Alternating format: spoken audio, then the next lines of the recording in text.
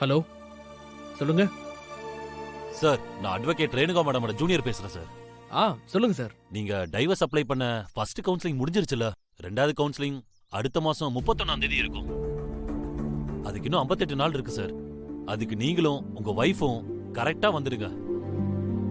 இத பத்தின ஃபுல் டீடைல்ஸும் உங்களுக்கு கொரியர்ல ரிசீவ் ஆயிருக்கும் சார். இருந்தாலும் ஜஸ்ட் உங்களுக்கு ஃபோன் போட்டு சொல்ல வேண்டியது எங்க கடமை. Thank you. என்ன மாமா, என்னாச்சு? போன்ல பேசினதுக்கு அப்புறம் உங்க முகமே மாறி போச்சு. யார் மாமா போன்ல? நம்ம டைவர்ஸ் அப்ளை பண்ணி அட்வொகேட் கவுன்சிலிங் போயிட்டு வந்தோம்ல, அந்த அட்வொகேட்டோட ஜூனியர் தான் பேசினாரு. என்னவா மாமா? அதான் நம்ம முடிச்சிட்டு வந்துட்டோம்ல. 2 மாசம் கழிச்சு திரும்ப கவுன்சிலிங்க்கு வரணும்னு சொல்லியிருந்தாங்கல்ல, அதை ரிமைண்ட் பண்றதுக்காக தான் கால் பண்ணிருக்காரு.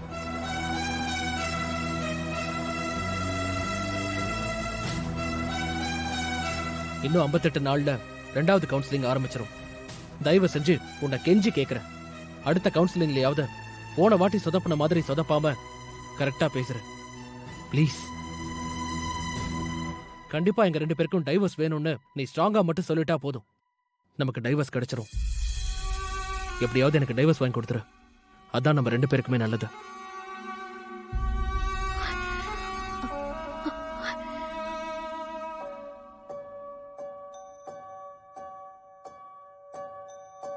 நான் உங்க கூட எப்படியாவது சேர்ந்து வாழணும்னு நினைக்கிறேன். ஆனா நீங்க என்ன விட்டு எப்படியாவது பிரிஞ்சு போன நினைக்கிறீங்களே மாமா.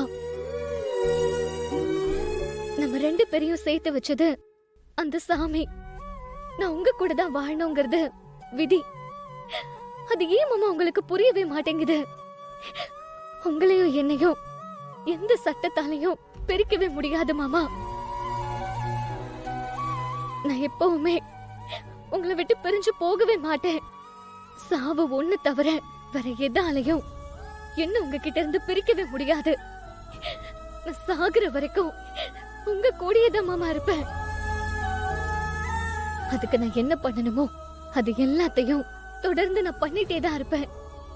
அதுக்கு எனக்கு அந்த தெய்வமும் துணையா இருக்கும்.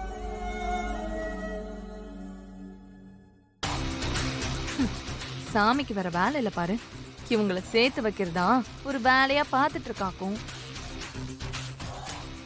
அவ சாமிய நம்பி இருக்கா, நான் உங்களை தான் நம்பி இருக்கேன்.